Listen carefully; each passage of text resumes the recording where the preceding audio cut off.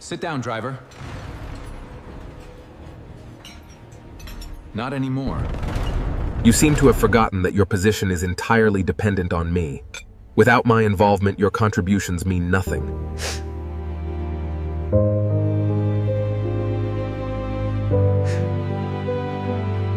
The table was already set before anyone dared to speak. Crystal glasses stood untouched. Silver cutlery, aligned with obsessive precision. Steam curled faintly from a freshly poured cup of coffee. Forgotten, abandoned, just like the calm everyone was pretending still existed. No one reached for the food. No one even breathed too loudly, because at the head of the table sat a man who believed he owned everything in that room. And for a long time, he did. His name carried weight in boardrooms, in headlines, in whispered conversations among people who feared him more than they respected him. A self-made billionaire, a man who built empires and broke people just as easily. This morning, he wasn't looking at the food. He was looking at her, seated quietly to his right, still, composed, almost too calm, the kind of calm that doesn't beg for attention, but commands it. And that was the first thing that felt wrong, because this was the same woman he had humiliated just days ago, the same woman he had reduced, dismissed, spoken over in front of investors, friends, and enemies alike. The same woman he had confidently believed would never fight back. Yet here she was, not arguing, not defending herself, not even acknowledging the tension tightening around the room like a silent storm, just waiting. Then the doors opened, not loudly, not dramatically, but with a quiet authority that didn't ask for permission. Every head turned. Even the billionaire at the head of the table stiffened, just slightly, because the man who walked in was not supposed to be here. A driver, that's all anyone had ever called him. A man who stood outside doors, opened them, closed them, waited patiently in the background, while powerful people made decisions that shaped industries. Invisible, replaceable, irrelevant, at least, that's what they thought. He didn't rush, didn't hesitate either. Each step he took across the marble floor landed with unsettling confidence, not arrogance, not desperation, control. The kind of control that only comes from knowing something no one else in the room knows. The billionaire frowned, not because of fear, not yet, but because something felt off. Why is he here? Someone whispered under their breath. No one answered, because no one knew. The driver stopped at the table, and for a moment, just a moment, his eyes met hers, the quiet woman, and in that silent exchange, something passed between them, something sharp, something undeniable, something that made the air in the room feel thinner. Then, without asking, he pulled out a chair and sat down at the table, at their table. A mistake, a ridiculous, career-ending mistake. At least, that's what everyone thought. The billionaire let out a short, disbelieving laugh. "Have you lost your mind?" he asked. His voice low but cutting. "Do you even understand where you are?" The driver didn't answer immediately. Instead, he reached for the coffee pot, poured himself a cup, calm, unbothered, as if this moment had been his all along. And that's when it happened. That subtle shift, the kind that no one can explain, but everyone can feel. Because the moment he sat down, something invisible began to crack. Not the glass, not the table, not even the silence. Something much bigger, something far more dangerous. The billionaire leaned forward, irritation sharpening his tone. "I'm talking to you." Still, no response. The driver took a slow sip of coffee, then finally looked up and smiled, not nervously, not respectfully, but knowingly. "The moment I sit at this table," he said quietly, "you stop being the most powerful person in this room." Silence. Complete. Absolute. No one moved. No one dared. Because that sentence didn't just sound bold. It sounded true. The billionaire's expression hardened instantly. "You've clearly forgotten your place." A pause. Just long enough to make the words hang heavier than they should. Then the driver leaned back slightly, relaxed, comfortable, like a man who had nothing left to prove. "No," he replied. "I just stopped accepting the one you gave me." A fork dropped somewhere along the table. The sharp metallic sound echoed louder than it should have, because now everyone was paying attention. Not to the billionaire, not to the food, but to the man who was never supposed to matter. The billionaire's jaw tightened. "You're a driver," he said coldly. "Don't confuse proximity to power with actual power." Another pause, another sip of coffee, and then the sentence that changed everything. "I don't need proximity," the driver said. "I built what you're about to lose." This time, no one could hide their reaction. Eyes widened, postures shifted, breathing slowed, because that wasn't just confidence, that was a declaration. And declarations like that don't come without consequences. The billionaire let out a sharp, dismissive scoff. "Careful," he said. "Delusion can be expensive." But even as he said it, even as he tried to hold on to control, there was something else creeping in, something unfamiliar, something he hadn't felt in years. Uncertainty, because across the table, the woman finally moved, just slightly, her fingers brushing the edge of her glass, her gaze lifting, not to her husband, but to the driver, and for the first time that morning, she smiled, not widely, not warmly, but with quiet certainty, as if she had already seen the outcome of this moment, and knew exactly how it would end. The driver placed his cup down gently, no rush, no noise, then leaned forward just enough to make his next words land with precision. "Go ahead," he said softly. "Ask them. A beat. Ask your board. Who they signed with yesterday." The room froze, completely, because now this wasn't just tension. This was something else. Something real. Something irreversible. The billionaire's eyes flickered, just for a second. But in rooms like this, a second is all it takes. Because power doesn't collapse all at once.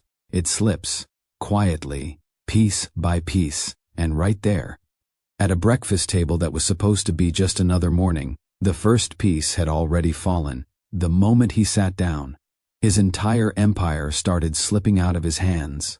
Let's pause right there, because what's happening at that table? It's bigger than wealth, bigger than power, bigger than business. It's personal. And if you've ever sat in a room where your voice didn't matter, you already understand this moment. Have you ever given everything to someone? Your time, your loyalty, your belief in them, only to be treated like you were never enough? Like your sacrifices were expected, but never valued? Like your silence meant you had nothing to say? Because that's exactly what he believed. The man at the head of that table didn't just build an empire. He built a version of reality where he was always right, where control meant dominance, where being louder meant being stronger. And in that version of reality, she had a role, a very specific one, supportive, presentable, replaceable, not a partner, not an equal, definitely not a threat. And for a long time, she played that role perfectly. She stood beside him while he climbed higher, smiled when cameras flashed, stayed quiet when decisions were made without her, even when those decisions affected her life directly, because sometimes silence isn't weakness. Sometimes it's survival. But here's the part people don't talk about enough. What happens when someone mistakes your patience for powerlessness? What happens when the person you trusted the most starts treating you like you're invisible? Not ignored, not overlooked. Invisible, like your presence doesn't shift anything, like your absence wouldn't matter, like your voice carries no weight in a room you helped build. That kind of disrespect, it doesn't break you all at once. It builds slowly, quietly, moment by moment. Every interruption, every dismissive glance, every time your opinion is brushed aside like it's background noise. Until one day, you stop explaining yourself. You stop arguing. You stop trying to prove your worth, not because you don't have one, but because you finally understand something powerful. People who benefit from your silence fear your voice the most. And that's where she is now, sitting at that table, calm, unreadable, not reacting the way everyone expects her to, because this isn't the silence they're used to. This isn't submission. This is preparation. Now, let me ask you something real. Have you ever been in a situation where someone thought they had the upper hand, only because you hadn't shown yours yet, where they mistook your restraint for inability, where they believed they were winning, just because you hadn't revealed what you knew? Because that's the tension sitting in that room, not just between a husband and a wife, but between perception and truth. To everyone watching, the billionaire still looks like the most powerful person at the table. He's louder, more aggressive, more visibly in control. But power isn't always loud. Sometimes it's quiet. Sometimes it waits. Sometimes it lets you speak, just long enough to expose yourself. And that's exactly what's happening here. Because while he's focused on defending his position, on reminding everyone who he is, he doesn't realize something critical. The ground beneath him is already shifting, and the two people he underestimated the most are the only ones who can see it clearly: the woman he dismissed, and the man he never even considered worth noticing. Let that sink in, because this part, it hits deeper than business. It hits identity. It hits pride. It hits every moment you've ever been made to feel small, by someone who only looked powerful because you chose not to challenge them. And maybe, just maybe, that's why this moment feels so intense. Because it's not just about watching someone lose control. It's about watching someone realize, too late, that they were never as untouchable as they believed. And if you've ever been underestimated, if you've ever stayed quiet while someone spoke over you, if you've ever been in a room where you knew your worth, but no one else acknowledged it, then you already know this truth. The most dangerous person in any room is the one everyone stopped paying attention to. Because when they finally decide to be seen, everything changes. And right now, at that breakfast table, change isn't coming. It's already here. Now look closely at that table again. Because this isn't just tension anymore. This is exposure. Not of secrets alone, but of character, of choices, of everything people try to hide behind status, wealth, and control. At the center of it all is a woman who was never supposed to reach this moment. Not like this. Not in front of everyone, because in his world, women like her don't take control. They support it. They decorate it. They protect it quietly, while men take credit for it loudly. And when they're no longer convenient, they're replaced. Simple, clean, efficient. That's the system he believed in. That's the system he benefited from. And that's the system he used against her. Not just behind closed doors, but publicly, deliberately, calculated in a way that made it impossible for her to respond without losing something: her dignity, her position, her voice. Because humiliation, when done strategically, doesn't just hurt, it silences. And that's exactly what he intended. That dinner, that room full of investors, that moment where he chose ego over loyalty, power over partnership, control over respect. He didn't just embarrass her, he reduced her, stripped her presence down to something smaller, something easier to dismiss. And the worst part, everyone watched, no one intervened. Because power protects itself. People align with what benefits them. And in that moment, standing up for her meant risking their own position. So they stayed quiet, just like he expected, just like he counted on. But here's where everything shifts. Because what he failed to understand is that humiliation doesn't always end in defeat. Sometimes it plants something sharp, something patient, something that waits for the exact right moment to respond. And that moment is now. Look at her, still seated, still composed, not reacting to his tone, not flinching under pressure, not trying to reclaim respect the way people expect, by arguing, by raising her voice, by defending herself. No, she's doing something far more powerful.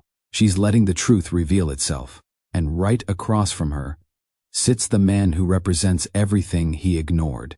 The driver, the one who saw what others didn't. The one who listened when no one else cared to. The one who stood in the background long enough to understand exactly how this empire was built. And exactly where it was weakest. Because power doesn't only come from ownership. Sometimes It comes from access, from observation, from knowing the details no one thinks matter. And when those details are placed in the right hands, everything changes. Now ask yourself this. What happens when a man who believes he controls everything realizes he overlooked the one person who could dismantle it all? What happens when the woman he tried to silence is no longer interested in defending herself, but in revealing him? Because this isn't revenge driven by emotion. This is something colder, something precise. This is accountability. And accountability doesn't shout, it doesn't argue, it presents facts at the worst possible time. For the person trying to hide from them, look around that table. The investors, the partners, the people who once nodded at everything he said without question. They're not relaxed anymore. They're watching, listening, calculating, because power is loyal until it's threatened. And right now, for the first time, it is. The billionaire can feel it, even if he doesn't fully understand it yet. That shift in attention, that slight hesitation in the room, that moment where control slips just enough to be noticed. And here's the truth he's about to learn. Respect built on fear doesn't survive exposure. Because the second people realize they have a choice, they start choosing differently. And that's what makes this moment dangerous, not just for him, but for everything he built. Because empires don't collapse from outside attacks alone. Sometimes they fall from the inside, from the people who were always there, watching, waiting, learning, and now acting. So no, this isn't just a breakfast. This isn't just a confrontation. This is a turning point where silence becomes strategy, where invisibility becomes advantage, where the people who were overlooked become impossible to ignore. And the man who thought he controlled the room, he's about to understand something he's never had to face before. What it feels like to lose power in front of everyone who once gave it to you. Now, before we go any further, pause for a second. Because what you're watching unfold at that table, it's not just a story, it's a mirror, a reflection of moments people don't talk about enough. The quiet disrespect, the overlooked contributions, the times you knew your worth, but someone else tried to define it for you. So let me ask you directly, have you ever been underestimated by someone who should have known your value? Have you ever stayed silent? Not because you were weak, but because you were waiting for the right moment, waiting for the truth to matter more than their opinion, waiting for a moment where you didn't have to argue, because reality would speak for you. If you've ever felt that, then this story is yours too. And trust me, you're going to want to stay until the very end. But before we go deeper into this, do 3 things. Like this video, drop a comment. If you've ever been underestimated, if you've ever had to sit quietly while someone misjudged you, and subscribe, because what you're about to witness, it will change the way you see silence. It will change the way you understand power. And most importantly, it will show you that the quietest person in the room is often the one holding everything together. Now let's talk about what makes this moment even more explosive. Because this breakfast scene, it's only one side of the story, one half of something much bigger.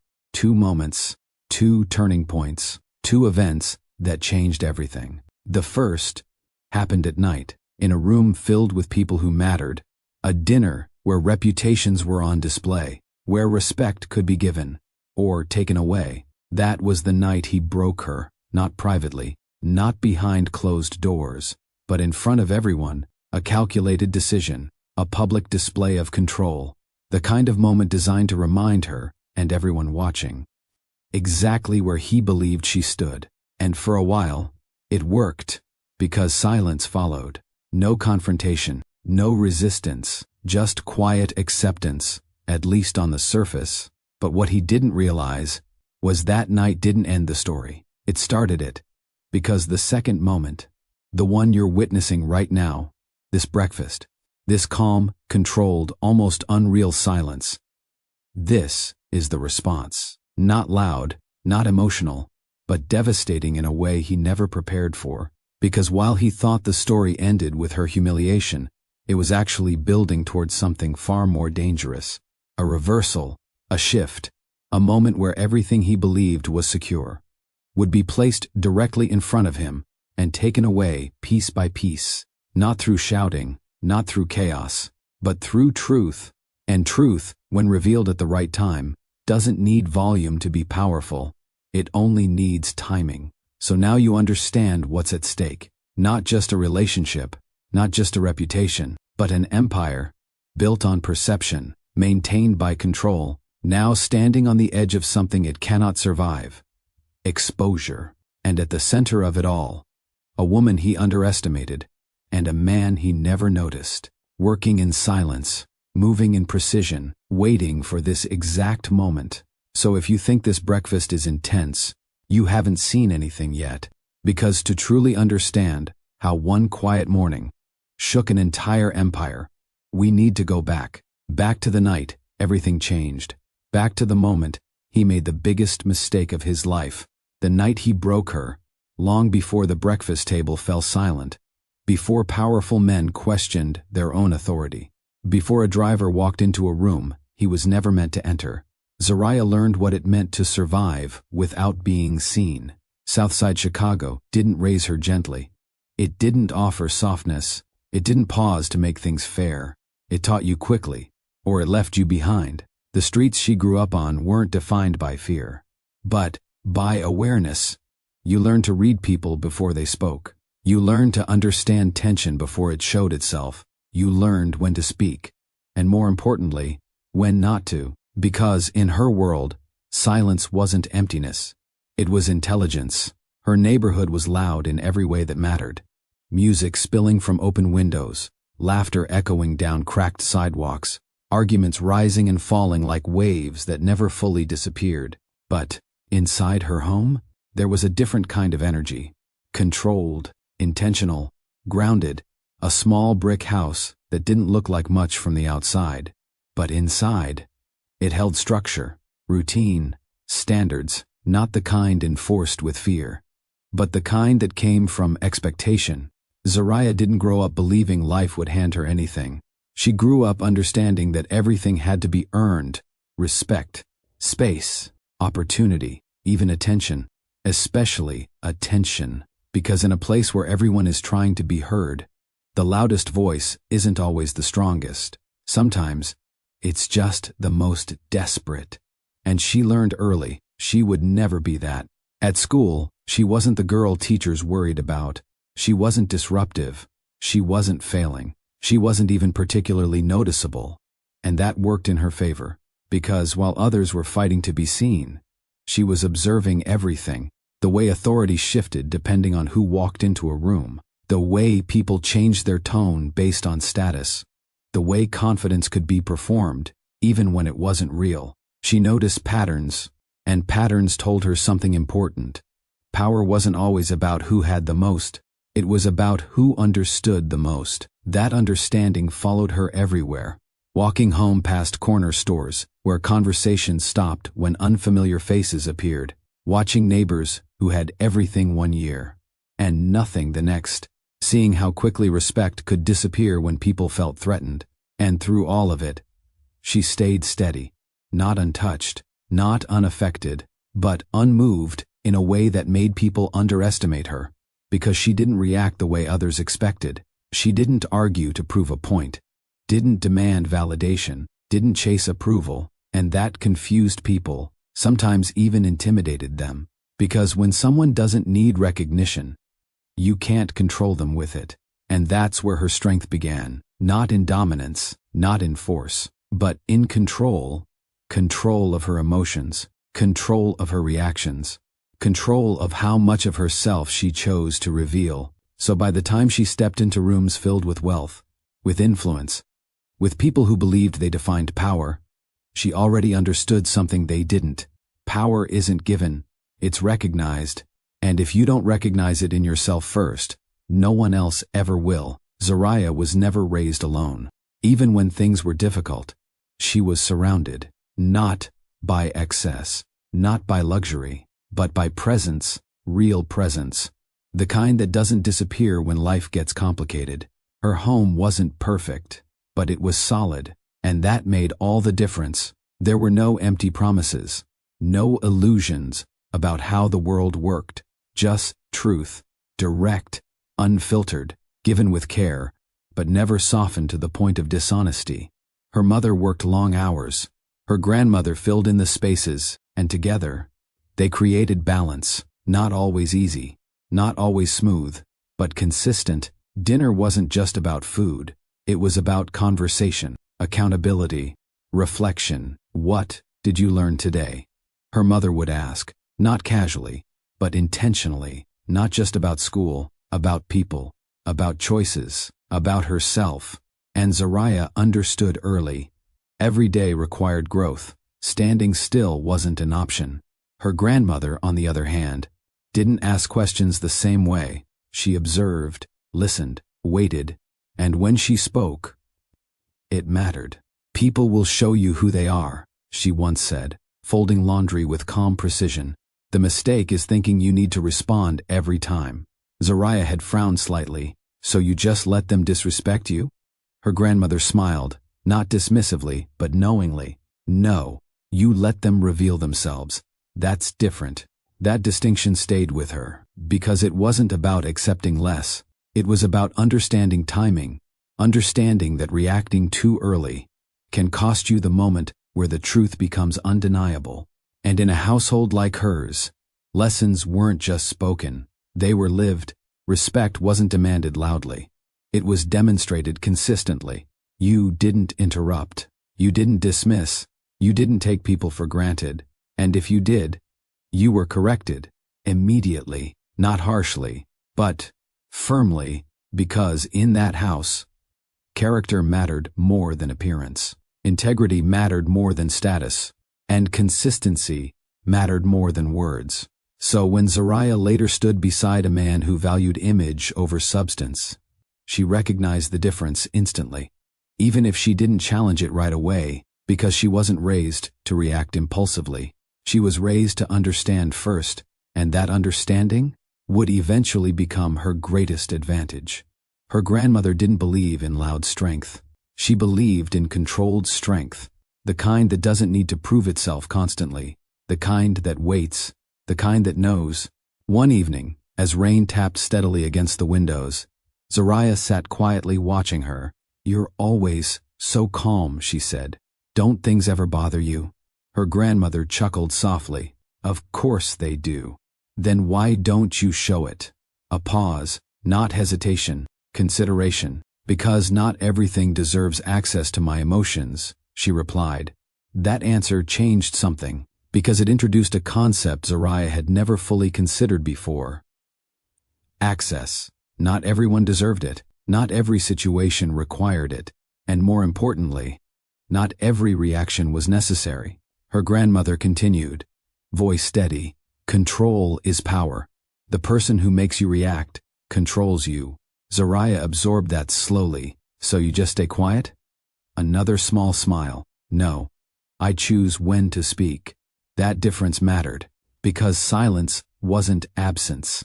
It was selection. And selection meant intention. Years later, at that breakfast table, that same principle was in motion. She wasn't quiet because she had nothing to say.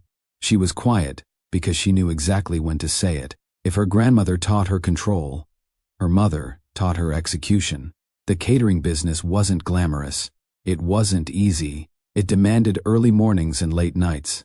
Precision, discipline, consistency. Every detail mattered, from the presentation of a single plate to the timing of an entire event.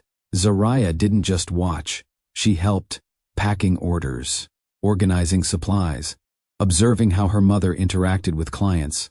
Confident, professional, unapologetically excellent. "People don't pay for food," her mother once said while adjusting a tray. "They pay for experience." Never forget that. That lesson extended beyond business. It shaped how Zariah carried herself, how she entered rooms, how she spoke, how she chose not to speak. Because everything was part of the experience, and excellence was non-negotiable. By the time Zariah stepped into elite circles, she already understood something most people never learn. Emotions are information, not instructions. She didn't ignore how she felt. She understood it, analyzed it, used it. While others reacted impulsively, she responded strategically. She read rooms quickly, picked up on tension before it surfaced, recognized insecurity disguised as confidence, and that made her dangerous. In a way, no one immediately noticed, because she didn't dominate conversations. She didn't need to. She controlled outcomes, quietly. And when people underestimated her, she let them, because underestimation creates opportunity. And she knew exactly how to use it. Now take a moment. Because Zariah's story isn't just about where she ended up. It's about how she was built, piece by piece, lesson by lesson, by women who understood strength in ways the world often ignores. So if you know someone raised like this, by women who didn't just talk about strength, but lived it, drop A in the comments, because stories like this, they don't just deserve to be heard, they deserve to be recognized. And now, you understand something the man at that breakfast table never took the time to learn. Zariah was never ordinary. She was trained, prepared, positioned, and everything he thought he controlled was already slipping, long before he noticed, long before Sterling sat at that breakfast table, before his voice carried authority that silenced rooms, before he believed control was something he naturally possessed. He was raised in a world where power didn't need to be earned.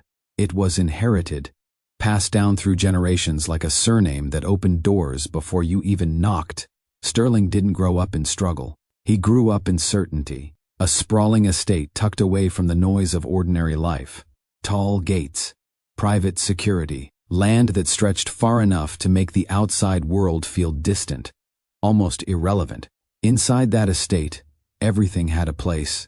Everything followed structure. Everything reinforced one message. You belong above. Dinner wasn't casual. It was formal, timed, expected. Conversations weren't about feelings. They were about positioning, reputation, legacy. What you represent matters more than what you feel, his father would say, without looking up from his glass. And no one questioned it.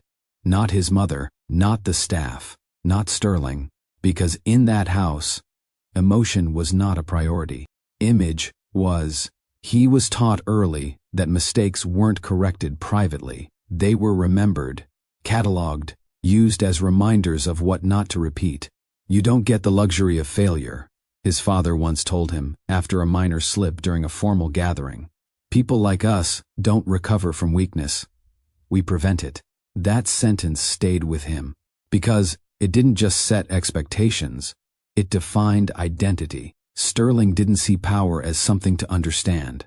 He saw it as something to maintain, at all costs. And in that kind of environment, there was no room for softness, no room for doubt, no room for questioning whether the system itself was flawed.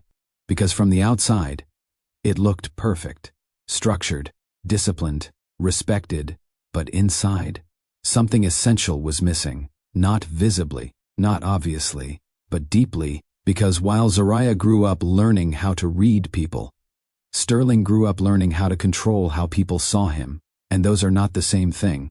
Sterling didn't learn to express emotions. He learned to contain them, not gradually, not gently, but completely. As a child, moments that should have been met with comfort were met with correction. He remembered falling once, hard enough to leave his hands scraped and bleeding.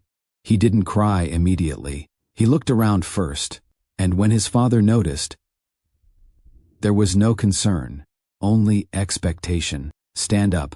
No softness, no reassurance. Pain is temporary, weakness is remembered.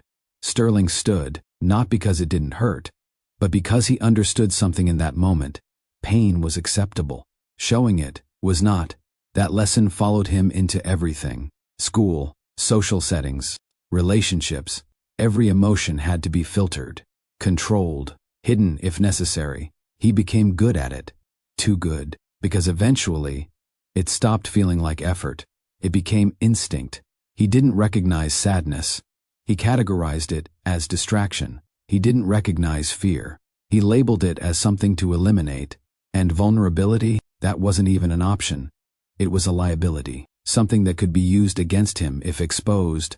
So instead of learning how to process emotions, he learned how to bypass them, ignore them, replace them with action, with control, with dominance. And for a long time, that worked, because in environments built on hierarchy, emotionless people often rise faster. They make decisions without hesitation, without second-guessing, without empathy slowing them down. But what Sterling didn't understand was that suppression doesn't erase emotion. It stores it, builds it, compacts it into something heavier over time, something that doesn't disappear. It waits. And when it surfaces, it doesn't come back gently. If there was one thing Sterling avoided at all costs, it was exposure. Not financial, not professional, personal. The kind of exposure that reveals who you are when control is removed. Because deep down, beyond the confidence, beyond the authority, beyond the carefully constructed image, there was something he never allowed himself to confront. Fear. Not fear of losing money, not fear of competition, fear of being seen without power. Because in his world, value was tied to dominance, respect was tied to control, and once those were gone, what remained? He didn't have an answer, and that terrified him, even if he never said it out loud. That's why vulnerability felt dangerous. Not uncomfortable, dangerous, because opening up meant giving someone access to his thoughts, his doubts, his uncertainties. And if someone had access, they had leverage. So instead of risking that, he built walls, not visible ones, strategic ones. He kept conversations surface level, deflected anything too personal, maintained distance, even in close relationships, especially in close relationships, because closeness required honesty, and honesty required vulnerability, two things he was never trained to handle. So when Zariah entered his life, calm, grounded, emotionally aware in ways he didn't fully understand, he didn't see her strength. He saw something unfamiliar, and unfamiliar things need to be controlled. Control wasn't something Sterling developed later in life. It was ingrained, built into him from the beginning. Everything in his world reinforced it. Structure, hierarchy, expectation. He didn't just prefer control, he depended on it. Because control meant predictability, and predictability meant safety. He controlled conversations, directed outcomes, positioned himself at the center of every decision that mattered, not always aggressively, sometimes subtly, sometimes through influence rather than force, but always intentionally, because letting go of control was never an option, not in business, not in relationships, not even in perception. And over time, that need expanded. It wasn't enough to control situations. He needed to control people, their reactions, their responses, their roles, and when people fit into those roles, everything functioned smoothly. But when they didn't, when they challenged expectations, when they stepped outside the structure he created, it disrupted everything. And that disruption felt like a threat, not because it was dangerous, but because it was unpredictable. And Sterling had never been taught how to handle unpredictability, only how to eliminate it. Sterling looked strong, decisive, unshakable, a man who knew exactly what he was doing, a man who commanded respect without asking for it. But what they didn't see was that his strength was built on limitation, not understanding. Limitation, because he didn't allow himself to feel deeply. He believed that made him stronger, because he didn't hesitate. He believed that made him more capable, because he didn't show weakness. He believed that made him untouchable. But strength, without awareness, is fragile. It depends on everything staying within control, within expectation, within structure, and the moment something steps outside of that, that strength starts to crack, not visibly at first, but internally, because real strength adapts. It adjusts. It understands. Sterling didn't. He enforced, and enforcement only works until it doesn't. Which brings us back to that breakfast table, because for the first time in his life, he wasn't in control of the narrative. The woman he thought he understood was no longer responding the way he expected. The man he dismissed was speaking with certainty he couldn't explain, and the room, the one place he always dominated, was shifting in a direction he couldn't stop. That wasn't just unfamiliar. It was destabilizing. Now you see the contrast clearly. Zariah was raised in a world that taught awareness. Sterling was raised in a world that taught control. Zariah learned how to read people. Sterling learned how to manage perception. Zariah understood silence as strategy. Sterling understood silence as absence. And that difference, that fundamental difference, is what led them to this moment. Because when a man who relies on control encounters a situation he cannot control, everything he believes about himself is tested. And right now, at that table, that test is happening in real time. He doesn't fully understand it yet, but he feels it. That shift, that loss of certainty, that moment where something he built is no longer responding to him.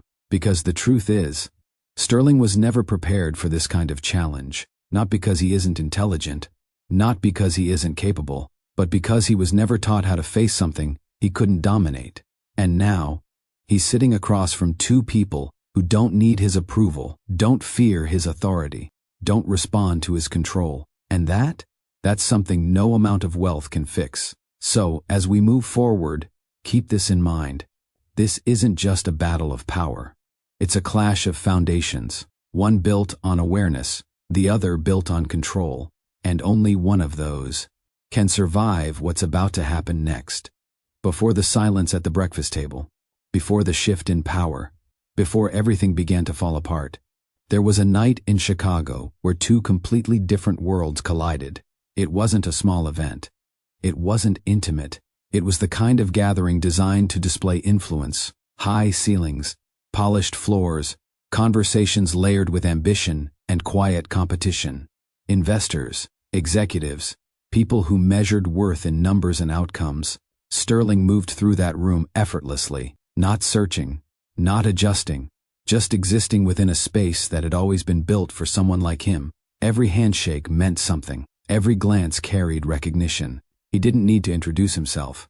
People already knew, and that familiarity gave him something he had always relied on: control. Across the room, Zariah stood near the catering setup, not hidden, not highlighted, exactly where she chose to be. She wasn't there as a guest.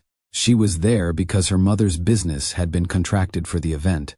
But even in that role, she didn't blend into the background the way people expected. She observed, not the surface conversations, but the dynamics beneath them: who deferred to who interrupted, who spoke with certainty, and who pretended to. She noticed Sterling before he noticed her, not because he was the most interesting person in the room, but because everyone else reacted to him. And reaction always reveals more than words. He didn't look at her immediately. Why would he? In his world, people like her weren't the focus. They were part of the environment, until she spoke, not loudly, not to him, but to someone beside him. A correction, simple, direct. "Those agreements weren't finalized last quarter," she said calmly. "They were extended." The conversation paused, just slightly, enough for Sterling to register it. He turned, not out of interest, but out of instinct, because confidence without hesitation always draws attention. Their eyes met. Briefly, no dramatic reaction, no immediate connection, just recognition of something different. He studied her for a second longer than necessary, noticing the composure, the stillness, the lack of need to impress anyone in the room. And for the first time that night, something shifted, not enough to change his behavior, but enough to register. Because she didn't react to his presence the way others did. She didn't adjust, didn't perform, didn't seek approval. And that was unfamiliar. The air inside the venue had grown heavy. Too many voices layered over each other. Too many expectations wrapped in polished language. Zariah stepped out onto the balcony, not to escape, but to reset. Moments like that mattered to her. Space to think, space to observe, without distraction. She rested her hands lightly against the railing, looking out over the city lights, still, present, unbothered. Behind her, the door opened. She didn't turn immediately. She didn't need to. Footsteps told her enough. Measured, confident, unhurried. Sterling stepped beside her, not too close, not distant either. A calculated position. "You corrected him back there," he said, his tone neutral, not confrontational, not impressed, just acknowledging. Zariah didn't look at him. He was wrong. A simple answer, no apology, no attempt to soften it. Sterling glanced at her. "You didn't hesitate." Now she turned slightly, not fully facing him. "Just enough. Should I have?" A pause, short, but meaningful. Because that question wasn't defensive. It was direct. Sterling exhaled lightly. Most people would. Zariah's expression didn't change. Most people are concerned with how they're perceived. "And you're not?" She held his gaze for a moment, then looked back out at the city. "I'm concerned with being accurate." That answer stayed with him, because it wasn't the kind of response he was used to. No performance, no attempt to impress, just clarity. And clarity is rare in rooms built on perception. For a few seconds, neither of them spoke, but the silence didn't feel awkward. It felt intentional. Then Sterling said something unexpected. "You don't belong in that room." Not an insult, an observation. Zariah's lips curved slightly. "Neither do you," she replied. That made him pause, not because he disagreed, but because no one had ever said that to him before, and meant it. The conversation ended naturally, no forced conclusion, no attempt to extend it unnecessarily. They both understood something had happened, even if they didn't define it yet. As Zariah turned to leave, Sterling reached out, not abruptly, not aggressively, but intentionally. His fingers brushed her wrist, light, barely there, but enough to stop her. She looked down first, then back at him. No confusion, no discomfort, just awareness. That small contact.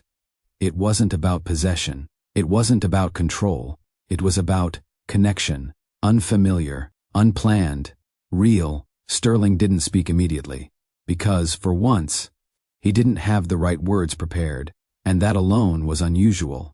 Zariah didn't pull away, but she didn't lean in either. She simply waited, and in that moment, control shifted, subtly, because she wasn't reacting. She was allowing, and allowing is a form of power most people don't recognize. He released her wrist after a second, not out of hesitation, but out of understanding that whatever this was, it couldn't be rushed. "Good night," he said. Zariah nodded once, then walked away, and for the first time in a long time, Sterling didn't return to the room immediately, because something about that moment stayed with him longer than it should have. It didn't happen quickly. It didn't happen the next day, or the next week, because what formed between them wasn't immediate. It built, conversation by conversation, moment by moment, until one evening, the distance between them no longer made sense. They weren't at an event. No audience, no expectations, just a quiet space, dim lighting, soft music in the background. Zariah stood near the window, Sterling across from her. No tension, no pressure, just presence. "You're different," he said finally, not as a compliment, as a realization. Zariah tilted her head slightly. "From what?" "From what I expected." She smiled faintly. "That sounds like your expectation was the problem." He almost smiled. Almost. Then he stepped closer, not forcefully, not hesitantly, just closer. And this time, there was no hesitation between them, no question of whether the moment was right, because it wasn't about timing. It was about recognition. The kiss wasn't rushed. It wasn't overwhelming. It was steady, intentional, the kind of moment that doesn't try to prove anything, because it already means something. And for Sterling, it was the first time something felt real without needing control. It became their routine, unspoken, unforced. Sunday mornings, no business, no meetings, no distractions, just breakfast, not extravagant, Not performative, simple, consistent. Zariah would sit across from him, calm, present, exactly the way she had always been. And over time, those mornings became something Sterling didn't expect. Necessary, not because he needed the food, but because he needed the stillness, the quiet, the absence of pressure. For the first time in his life, he wasn't performing, he wasn't managing perception, he wasn't controlling outcomes. He was just there. And that kind of presence was unfamiliar, but addictive. He didn't fall in love loudly. There were no grand declarations, no dramatic gestures, no public displays designed to prove anything. Instead, it happened in moments like this, across a table, in silence that felt complete instead of empty, in conversations that didn't require him to be anything other than present. He didn't fall in love loudly. He fell in love in the quiet. Now you understand what was at stake. This wasn't surface level. This wasn't temporary. This wasn't built on convenience. It was built slowly, carefully, in moments most people overlook. And that's what makes what happens next so much heavier. Because when something is built in silence, when it grows without needing validation, when it becomes part of your routine without you realizing it, losing it doesn't feel sudden. It feels like something essential has been removed. And Sterling didn't realize how much he relied on that until he chose to destroy it. Not accidentally, not unknowingly, but deliberately. Because control, when threatened, doesn't protect, it reacts. And that reaction is what leads us back to that night. The night everything changed. The night he made the decision that would cost him everything. The change didn't announce itself. There was no single argument, no dramatic moment that marked the beginning. It started quietly, in the same way their connection once did. Only this time, it wasn't building something, it was eroding it. At first, nothing looked different from the outside. The same home, the same routines, the same Sunday mornings that once felt grounded and steady. But inside those moments, something had shifted. Sterling was still present, but not fully. His attention began splitting. Not obviously, not in ways that could be easily called out, just enough to be felt. Zariah noticed it first. Of course she did, because she didn't rely on words to understand change. She relied on patterns, and patterns were breaking. Conversations became shorter, not cold, just incomplete. Responses came quicker, but with less thought behind them. Even silence, the one thing that once connected them, started to feel different, less intentional, more distant. One Sunday morning, Zariah placed his coffee in front of him the way she always did. He thanked her, without looking up. A small moment, easy to overlook, but not to her, because attention, even in the smallest form, matters. She didn't react, didn't question it, didn't disrupt the moment, but she registered it, because when something consistent changes, it's never random. And she understood something early. This wasn't about one moment. It was about direction, and the direction was moving away from her. If there was one presence in Sterling's life that never fully accepted Zariah, it was his mother, not openly, not in ways that could be directly confronted, but in subtle, controlled ways that made every interaction feel measured.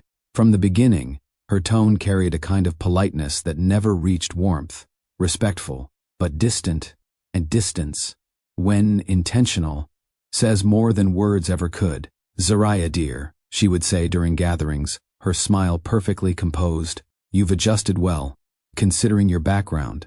A compliment on the surface, but underneath, a reminder of where she came from, of what she wasn't. Zariah never responded emotionally, never corrected her, because she understood the nature of that kind of behavior. It wasn't meant to be addressed directly. It was meant to linger, to create doubt, to slowly reinforce a narrative, one where she didn't fully belong. At family dinners, conversations would shift when Zariah spoke, not abruptly, but noticeably. Acknowledgement would come, but not engagement, as if her voice existed, but didn't carry weight. And Sterling, he noticed, But he didn't intervene, not because he agreed, but because confrontation, especially within his family, was something he had been conditioned to avoid. Maintaining structure mattered more than addressing discomfort. So instead of correcting his mother, he stayed silent. And that silence spoke louder than anything she said, because in those moments, Zariah wasn't just being dismissed. She was being left unprotected, not by strangers, but by the man who once sat across from her every Sunday morning, fully present, fully aware, now choosing not to act. Sterling didn't become cruel. He didn't raise his voice. He didn't suddenly transform into someone unrecognizable. What changed was more subtle, more damaging. He stopped engaging, not completely, but enough to create distance without acknowledging it. When tension surfaced, he redirected. When discomfort appeared, he minimized. When Zariah's presence required support, he remained neutral, and neutrality, in moments that require clarity, feels like absence. One evening, after a particularly strained family dinner, Zariah stood near the window, quiet, composed. Sterling walked in, loosening his tie. "It wasn't that serious," he said, almost casually. Zariah turned slowly. "I didn't say it was." He paused, because her tone wasn't confrontational. It was controlled, measured, and that made it harder to dismiss. "She didn't mean anything by it," he added. Zariah held his gaze. "That doesn't make it meaningless." A brief silence. Sterling exhaled. "You're reading too much into it." There it was, not aggression, not dismissal in its loudest form, but something quieter, something more damaging, invalidation. Zariah didn't argue, didn't raise her voice, because she recognized the pattern. This wasn't about understanding. This was about avoidance, and avoidance, when repeated, creates distance. So instead of pushing further, she stepped back, not physically, emotionally, and that shift, small as it seemed, changed everything. Outside their home, things were changing. The business wasn't failing, but it wasn't stable either. Competition increased. Partnerships became more complex. Expectations grew heavier. And for the first time, Sterling was facing something he couldn't immediately control. Decisions carried more risk. Outcomes became less predictable. And that uncertainty triggered something in him. Not panic, but pressure. The kind that builds quietly. The kind that demands control in areas where it's still possible. Meetings ran longer. Calls extended into late nights. His focus narrowed. Not out of strategy, but out of necessity. And when pressure builds in one area, it looks for release in another. For Sterling, that release wasn't expression, it was control. Tighter, stronger, more rigid, and without realizing it, he began applying that same pressure. At home, what Sterling didn't fully understand, what no one in his circle truly recognized, was that his business wasn't standing on its own, not entirely. Behind the scenes, Zariah was working, not publicly, not for recognition, but because she saw what needed to be done. She reviewed proposals he overlooked, identified risks before they escalated, adjusted details that would have cost him partnerships. She didn't present these actions as achievements. She integrated them seamlessly, so seamlessly, that they looked like his decisions, his strategies, his success, because she never needed credit. She valued results. And results were consistent. Deals that should have fallen through, held. Situations that could have escalated, stabilized. Patterns that indicated risk, shifted before they became visible. And Sterling? He benefited from all of it, without fully seeing it. Because her contributions didn't disrupt his perception of control, they supported it. Quietly. And that made them easy to overlook. But here's the truth. The empire he believed he was managing alone was being held together by someone he was slowly pushing away. And the most dangerous part? He didn't know. By the time the change became undeniable, it was already too late to ignore. The warmth that once defined their connection had been replaced with distance, not hostility, not conflict. Distance, the kind that grows when things are left unaddressed, the kind that builds when silence is no longer shared, but separate. They still lived in the same space, still followed the same routines, still sat across from each other, but something essential was missing, and Zariah felt it fully now, not as confusion, not as uncertainty, but as clarity, because she understood something Sterling hadn't realized yet. You don't lose people all at once. You lose them in moments, in decisions, in the times you choose not to act. And he had made too many of those choices. So when the night came, the one that would define everything that followed, it didn't come out of nowhere. It came from every moment he stayed silent, every time he chose control over connection, every instance where he failed to recognize what was right in front of him, and by the time he understood the weight of that mistake, Zariah had already reached a place he couldn't pull her back from, not with words, not with power, not with control, because what she had built within herself was stronger than anything he could take away. The night didn't feel dangerous at first. It felt important, carefully planned, strategically positioned, the kind of evening designed to secure influence, strengthen alliances, and reinforce power. The dining room reflected that intention. Soft lighting placed with precision, crystal reflecting just enough to create quiet luxury without distraction, every detail controlled, every element intentional. Investors filled the room, people whose decisions carried weight beyond a single deal.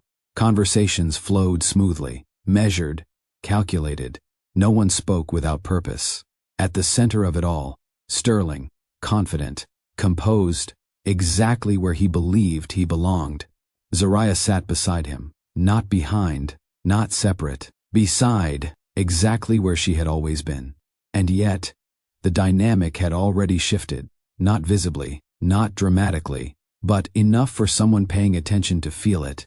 She carried herself the same way she always had, calm, grounded, aware, but this time, her silence held distance, not from discomfort, from understanding, because she knew something he didn't. This night would reveal more than he intended. Dinner progressed without disruption. Wine poured, conversations layered with subtle negotiations, laughter appearing at the right moments, everything functioning exactly as expected. Until it didn't. It started with a simple acknowledgement, unplanned, unrehearsed. An investor, older, observant, experienced enough to recognize patterns others missed, leaned slightly forward. His attention wasn't on Sterling. It was on Zariah. "I have to say," he began, his tone thoughtful rather than performative. "The adjustments in last quarter's structuring were impressive." The table quieted slightly. Not fully, just enough to notice. Sterling nodded, already prepared to accept the recognition, but the investor continued. "And from what I understand, those weren't your initial decisions." A pause. Subtle, but deliberate. His gaze remained on Zariah. "That level of foresight doesn't come from surface analysis," he added. "It comes from someone paying attention where others aren't." Now, the room shifted, not loudly, but unmistakably, because attention had changed direction, from Sterling to her. Zariah didn't react immediately, didn't lean into the moment, didn't claim anything. She simply acknowledged the statement with a slight nod, measured, controlled, because recognition wasn't new to her. Public recognition, that was different. Sterling's expression didn't change at first, but internally, something tightened. Not anger, not yet. Something sharper, something tied to control, because this wasn't just praise. It was redirection, and redirection, in rooms like this, matters. Sterling had spent his entire life managing perception, controlling narratives, ensuring that attention remained where it was supposed to, on him, so when that attention shifted, even slightly, it registered immediately. He didn't interrupt. He didn't react impulsively, but something inside him adjusted, and not in a way that allowed space, in a way that reclaimed it. He leaned back slightly, a subtle repositioning, a signal, not to the room, but to himself. This moment needed correction, because in his world, control isn't shared. It's maintained. The investor continued speaking, asking Zariah questions, engaging her perspective, drawing her into a conversation that carried weight, and she responded, not with performance, but with clarity, precision, exactly the way she always operated. And the more she spoke, the clearer it became. She wasn't supporting his success. She was shaping it. That realization, even if Sterling didn't fully process it in words, hit deeper than he expected. Because it challenged something fundamental, the belief that everything he built came from him, alone, and that belief was not something he was prepared to question, not here, not in front of people who mattered. So instead of allowing the moment to settle, he made a decision, a quick one, a controlled one, a destructive one. Sterling smiled, not naturally, not genuinely, but strategically. Then he spoke, light tone, casual delivery, the kind of statement designed to sound harmless until you understood what it meant. She's good with atmosphere, he said. A pause, barely noticeable, but enough. The table didn't react immediately, because the words themselves weren't aggressive, but the implication was. Sterling continued, as if clarifying, details, presentation, keeping things aligned. He glanced at her briefly, then back at the table. As far as structural decisions go, he added, those are handled at a different level. Silence, not complete, but heavier than before, because everyone understood, not just what he said, but why he said it. This wasn't correction. This wasn't clarification. This was repositioning, publicly, deliberately, and most importantly, unnecessarily. Zariah didn't interrupt, didn't defend herself, didn't challenge him. She remained exactly where she was, still, composed. But something in the room had already changed, because respect, once questioned publicly, doesn't return easily. For a few seconds, no one spoke, not because they didn't have anything to say, but because they were processing, recalculating, observing. Zariah reached for her glass, not hurried, not affected, just present. She took a small sip, set it down, then finally spoke, not to correct him, not to defend herself, but to continue the conversation. The structuring required adaptability, she said calmly. Market conditions didn't support rigidity. Her tone remained steady, her posture unchanged. No emotion leaked into her words, no tension visible, just clarity. And that response did something unexpected. It shifted the focus again, not back to Sterling, but back to substance, because while he had tried to reduce her presence, she reinforced it, without conflict, without resistance, without needing validation. The investor nodded slowly, understanding. Others followed, not loudly, not openly, but enough, because what they witnessed in that moment wasn't just composure, it was control, a different kind, the kind that doesn't need to dominate, to be undeniable. Sterling felt it, that shift, that quiet redirection he couldn't fully stop. And for the first time that night, control wasn't entirely his. The dinner continued. Technically, plates were cleared, conversations resumed, deals were discussed, but something fundamental had changed, not in the structure of the evening, but in perception, because moments like that don't disappear. They settle, they stay, they reshape how people see you, and more importantly, how they see the people around you. Zariah didn't confront him afterward, didn't bring it up, didn't ask for an explanation, because she didn't need one. She understood exactly what had happened, and more importantly, why. This wasn't a mistake. It was a choice, a deliberate decision to protect his position, at the cost of her dignity. And once that line is crossed, something breaks. Not loudly, not visibly, but permanently. So now, let me ask you, if you were in her position, would you forgive him? Or would you walk away? Comment, forgive, or walk away. Because what happens next depends on that answer. And Sterling, he doesn't realize it yet, but that moment, that single sentence, didn't just affect a dinner. It set something in motion, something quiet, something controlled, something he won't see coming. Until it's too late. The car ride home was quiet. Not tense, not cold, just empty. Sterling sat beside her, scrolling through his phone as if the night had gone exactly as planned. No apology, no acknowledgement, no shift in behavior. And that told Zariah everything she needed to know. Because when something significant happens, and someone chooses to act like it didn't, that silence is intentional. She didn't look at him, didn't try to fill the space, didn't ask questions she already knew the answers to. Outside, the city moved the way it always did, lights passing in steady motion, people existing in lives completely separate from hers. But inside that car, something had ended, not loudly, not dramatically, but with certainty. When they arrived home, Sterling stepped out first. As usual, routine, predictable, he walked ahead, already moving toward the next part of his night. Unbothered, Zariah followed at her own pace. No rush, no hesitation, just presence. Inside the house, everything looked the same.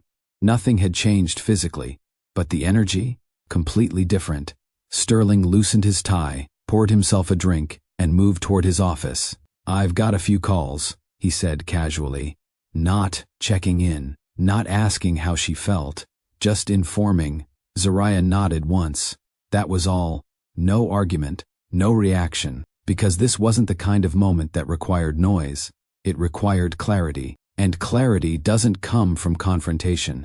It comes from understanding. She watched him disappear into his office, the door closing behind him, and for the first time, she didn't feel the need to follow, didn't feel the need to explain, didn't feel the need to fix anything, because something inside her had already shifted, not broken, shifted, and that difference would change everything. She moved through the house slowly, not aimlessly, intentionally, each step grounded, each thought clear, because now, there was no confusion left, only recognition.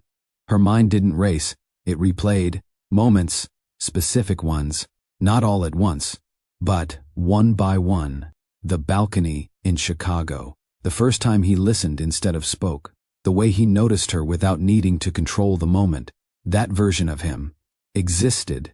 She had seen it, felt it, believed in it. Then, Sunday mornings, coffee between them, silence that felt complete, the rare moments where he wasn't performing, wasn't managing, wasn't controlling, just present.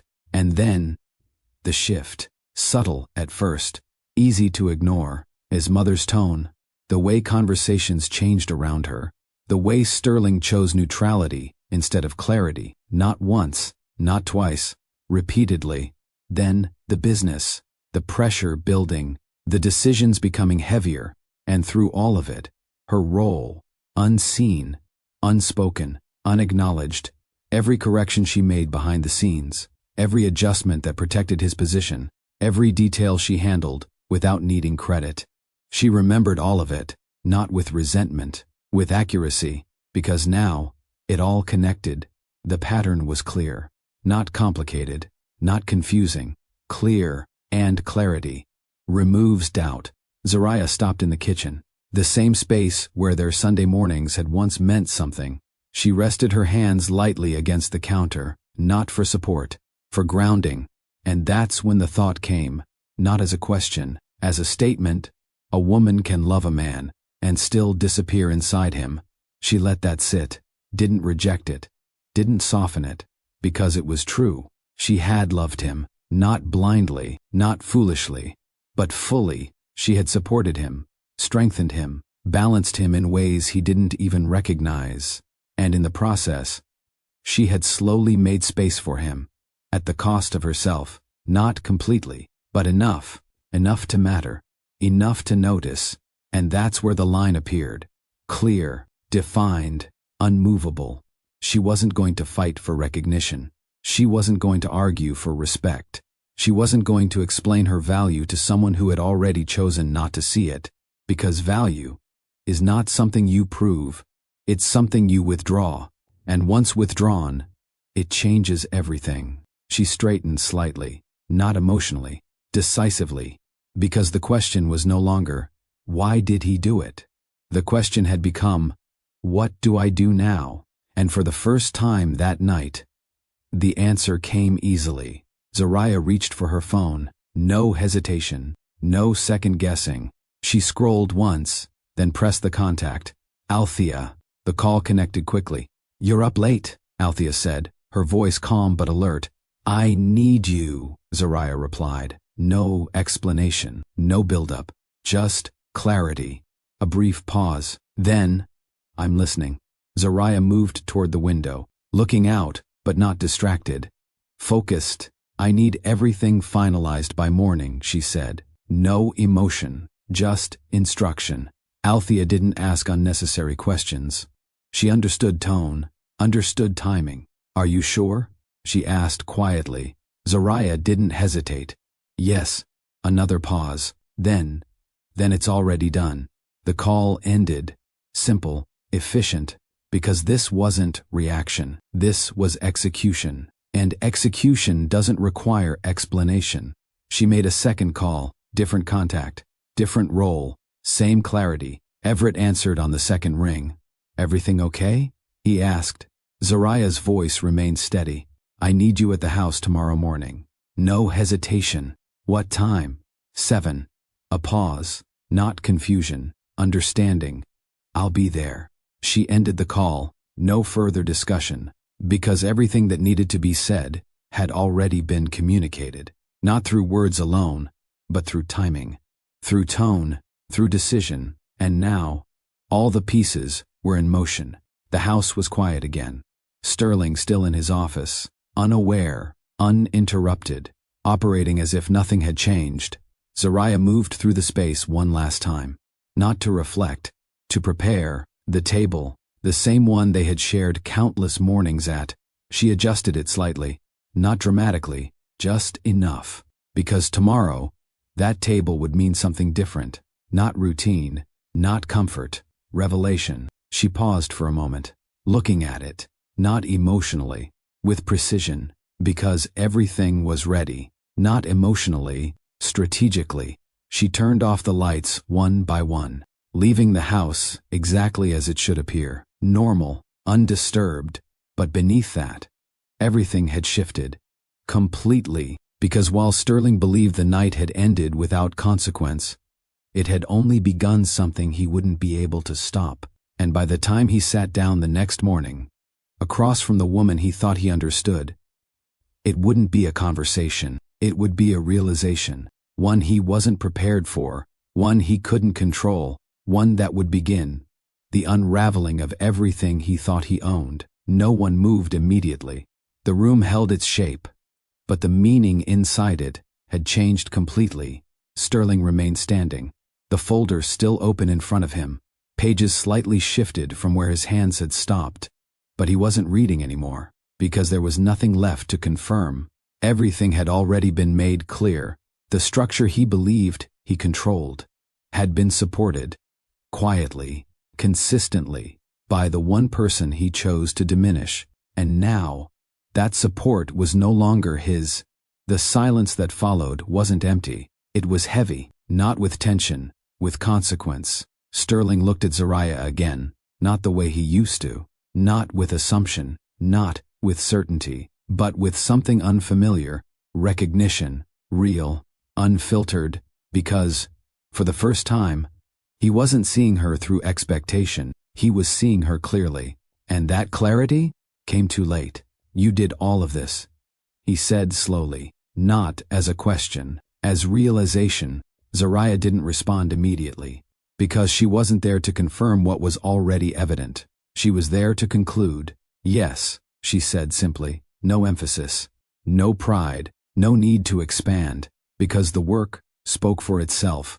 Sterling exhaled, not sharply, not dramatically, but with weight, because something inside him was finally shifting. Not his position, not his control, his understanding. Regret didn't arrive loudly. It didn't demand attention. It settled, slowly, quietly, the way truth does when it can no longer be avoided. Sterling stepped back slightly, not retreating, recalibrating, because for the first time, he didn't have a response prepared, didn't have control over the direction of the moment, didn't have a strategy, only realization. I didn't know, he said, and for once, there was no defensiveness in his tone, no attempt to justify, just honesty. But honesty, when it comes late, doesn't carry the same weight. Zariah's gaze remained steady. That's the problem, she replied.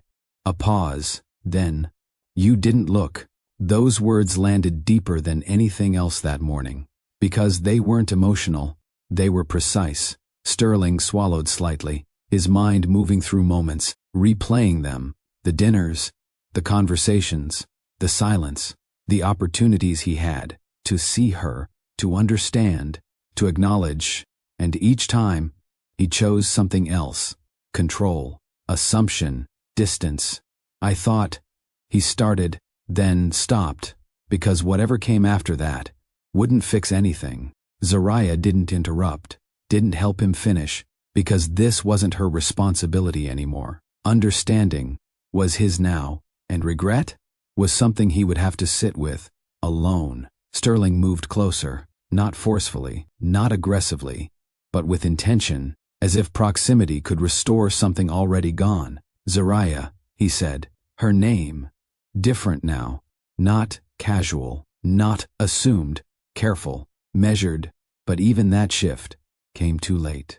We can fix this, he added, a familiar instinct, control returning, in the only way he knew how, by trying to correct, to adjust, to reclaim.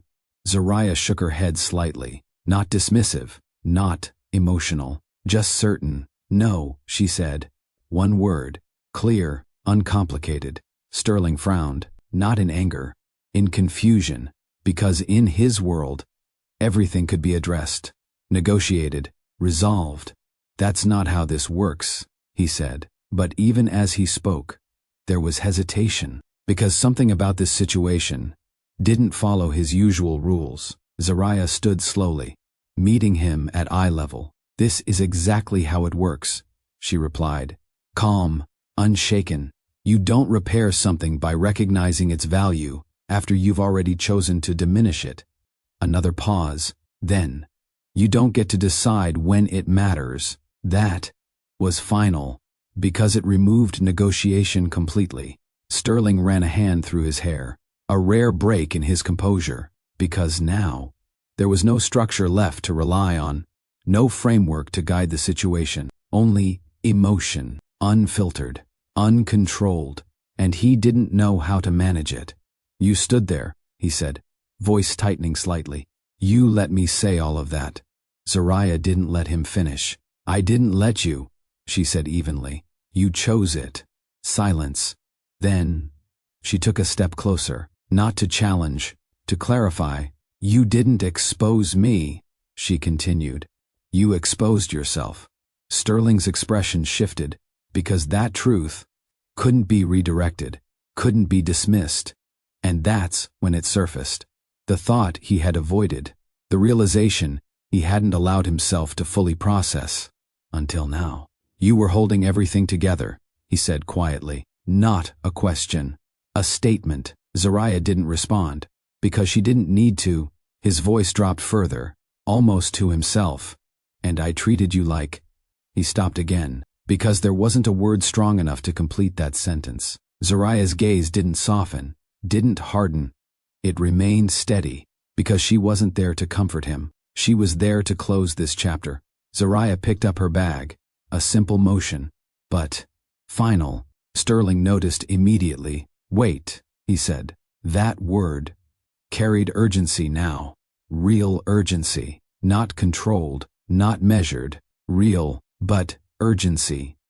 Doesn't reverse decisions already made. Zariah paused, not because she was reconsidering, because she was allowing him one last moment, not to convince her, to understand. This isn't anger, she said.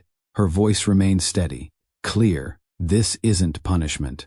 She met his gaze fully. This is alignment. A pause. Then, I'm choosing where I exist. Sterling shook his head slightly, as if refusing to accept it. You're walking away from everything, he said. Zariah's expression didn't change. No, she replied. I'm walking away from what doesn't see me. That distinction was everything, because it removed loss from her side and placed it entirely on his. She turned toward the door, not slowly, not dramatically, just decisively. Each step steady, unshaken. Sterling didn't follow immediately, because something inside him had finally stopped. Not the situation, his certainty, the belief that everything could be controlled, adjusted, recovered, because this couldn't. Zariah, he said one last time, not commanding, not controlling, just calling. She didn't turn, not because she didn't hear him, because she understood something he didn't. Turning back would reopen something she had already closed, and she wasn't going to do that, so she kept walking. Past the table, past the space where everything had changed, past the version of her that had once stayed. The door opened, then closed, softly, but with finality, and just like that, the woman who had held his world together was no longer part of it. Sterling stood there, alone, not physically, but in realization, because for the first time, he understood what loss actually felt like, not in theory, not in concept, in reality, and reality doesn't offer second chances when you recognize value too late. The house didn't change.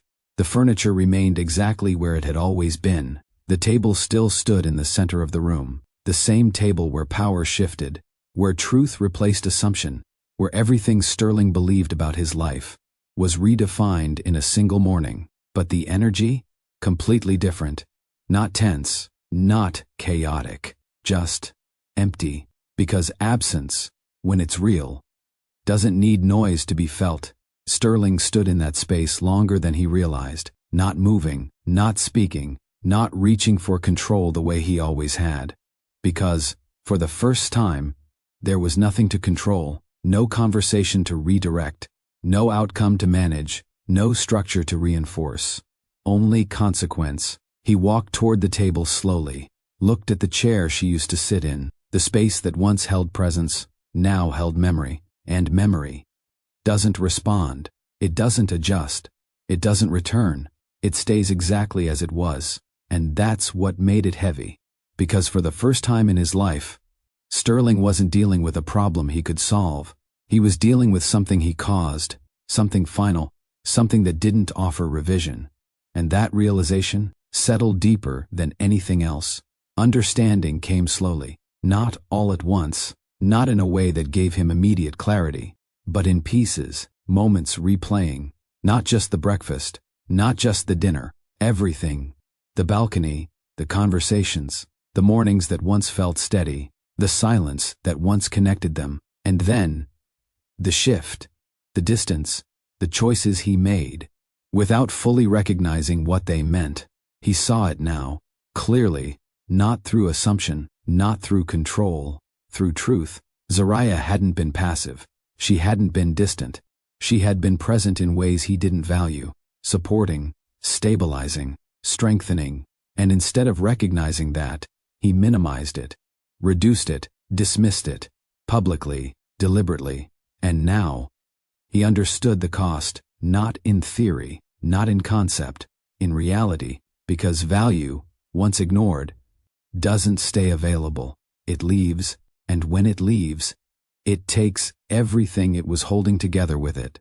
Sterling sat down slowly, not out of habit, out of weight, because for the first time, he wasn't sitting as the most powerful person in the room. He was sitting as someone who finally understood what he had lost. Across the city, Zariah didn't look back, not because she was unaffected, not because the past didn't matter, but because she had already processed it, fully, completely. She stepped into a new space, not unfamiliar, just different, a place where her decisions didn't require approval, where her presence wasn't questioned, where her value wasn't something she had to quietly maintain. Althea stood beside her, reviewing documents, finalizing transitions, everything moving with precision. The same way Zariah always operated, Everett remained present, not as background, but as support, visible now, acknowledged, exactly where he belonged. Zariah moved through it all, with the same composure she carried into every room, not proving anything, not performing, just existing in alignment, because, for the first time, everything around her reflected what she already knew within herself.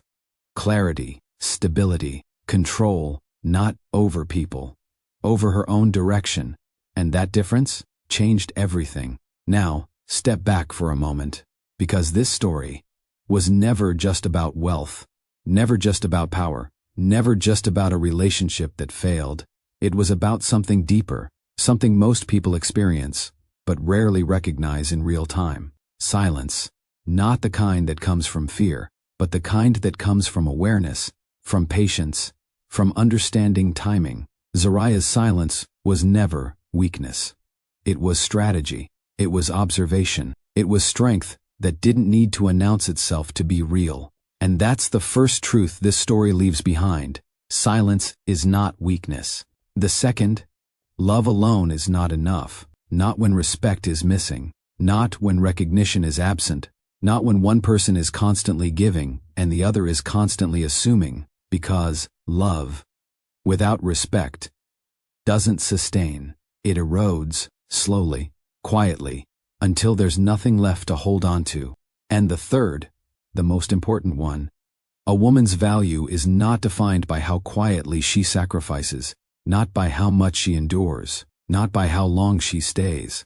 Her value exists, whether it's acknowledged or not, and once she chooses to stand in that value fully, everything around her changes, including what she's willing to walk away from. There's a reason this moment feels heavy, a reason it lingers, because it reflects something real, not just in relationships, but in life.